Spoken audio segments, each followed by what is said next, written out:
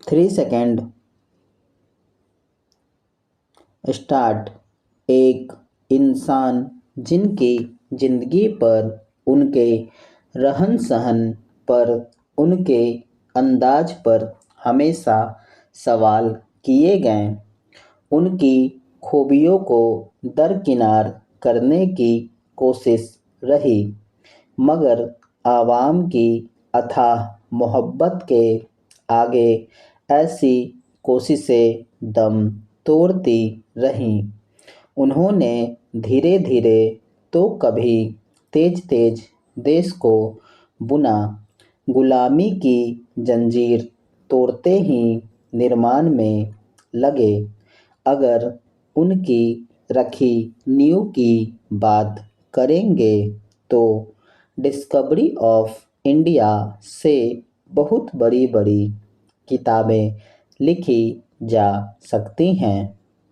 देश को डाकघरों की कतारें, बैंक की इमारतें, आईआईटी, यूजीसी, संविधान, जल थल वायु सेनाओं का निर्माण, अस्पताल, छोटी बड़ी इंडस्ट्री, स्कूल, यूनिवर्सिटी, अनाज, खेती, नहरें, सब में काम किया। सबको गढ़ा, सबको बुना। यही नहीं, दुनिया के सामने गुटनिरपेक्षता जैसे सिद्धांत रखें। मीन मेख निकालने वाले उनके कामों के अथाह ढेर में एकाध कमियां निकाल कुटिल मुस्कान के साथ बताते हैं। जबकि उनकी जिंदगी में इस देश के आवाम ने उनके रहते किसी दूसरे की तरफ मुंह भी नहीं किया। जवाहरलाल नेहरू के आलोचकों से कोई गिला नहीं, पर समर्थकों से, उनकी परंपरा को लादने वालों से शिकवा है कि उन्होंने ना नेहरू को पढ़ा और न ही वे कुछ जानते हैं।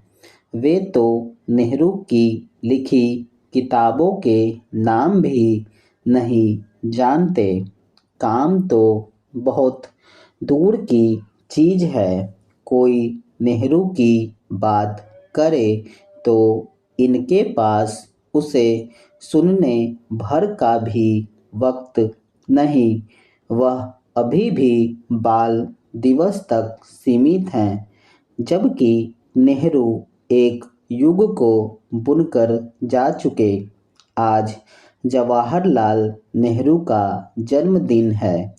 अगर उनको महसूस करना है तो उनका लिखा हुआ पढ़ना, उनके देखे ख्वाब देखना, उनकी तरह मेहनत करना। आज़ादी की लड़ाई में कोई अपने पूरे परिवार संग जेल गया, ऐसे उदाहरण नेहरू के सिवा कम ही हैं। लंबे वक्त तक जेल, कठोर सजाएं, उन सजाओं के बीच ऐसा श्रम जिस पर देश मुस्कुराए।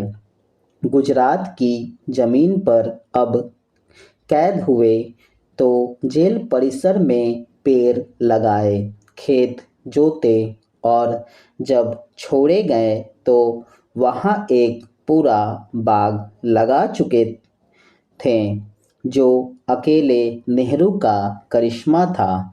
इसी श्रम व जेल के बीच ऐसी किताबें लिखना जिनका कोई तोड़ ना तब था ना अब है। एक बार उनके संघर्ष और निर्माण को पढ़ना, तब देखना कि नेहरू क्या थे। आलोचक आलोचना करे तब भी कम से कम उन्हें पढ़े तो समर्थक लहालोट हो, पर समझे तो कि नेहरू क्या थे। कोई चाहे जितना नेहरू को कुछ कहे, लेकिन दुनिया में आज भी बुद्ध, गांधी के बाद जो भारतीय दूसरे दिलों में सबसे ज़्यादा रहता है वह है जवाहरलाल नेहरू। स्टॉप।